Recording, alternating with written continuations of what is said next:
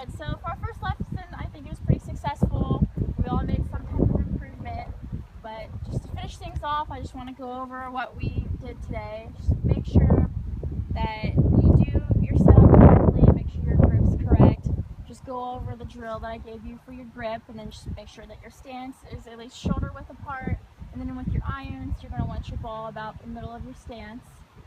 And with practice, that's one of the big things that we really want to focus on, because practice is what's going to help you to get better and really set in those things that you learn and help you play better in the long run. So just remember when you're practicing to take your time.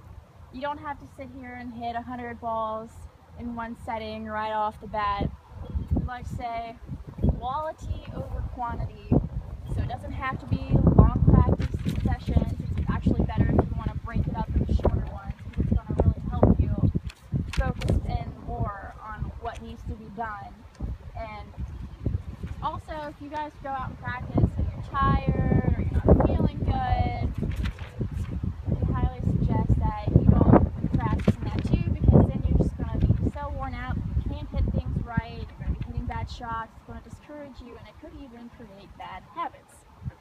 So just whenever you get out and you practice, make sure to always go for a target, because that's what's going to help you see what you're doing right and what you're doing wrong. If you're not hitting to a target, is it really practice?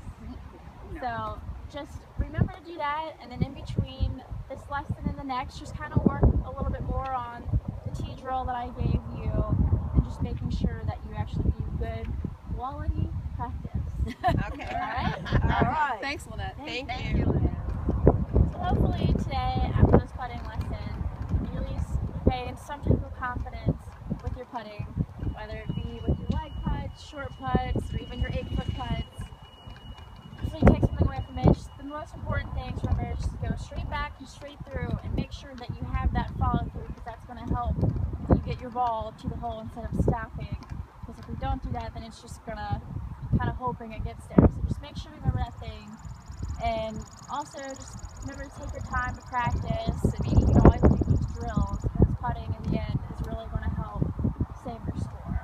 It's very important. So just keep working on it, build your confidence up, and it will definitely help. Okay. Thanks. Thank you. Thank you, Lynette. And today we just worked on our basic chip and our pitching and stand play. Just remember the difference between a chip and a pitch. A pitch is going to go higher and it's going to stick right as it lands. Might roll out just a little bit. And then with the pitch, you're just having a little bit more hinge in the wrist. Whereas your chip, you want to use when you're a little bit closer to the green and you just want it to go low and roll out. And with that, it's all one motion.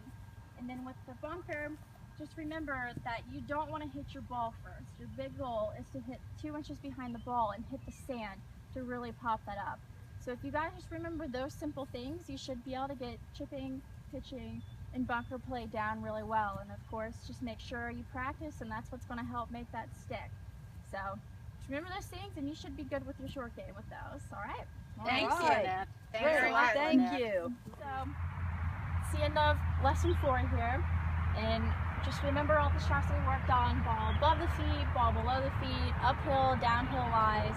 And just remember for each one the special things you have to do, whether it be putting it in the middle of your stance, where you put your weight, and just try to remember those things as best you can, and really take your time to try to practice those, because when you're practicing, you don't want to give yourself the best lie possible, because when you're out playing, you're not going to get the same lie every single time that's perfect, exactly how you want it. So make sure that you do practice these unusual lies, because it will help you in the long run, and it's going to get you better prepared for if you do come into this situation. So just keep practicing them, and they will become a lot easier for you, okay?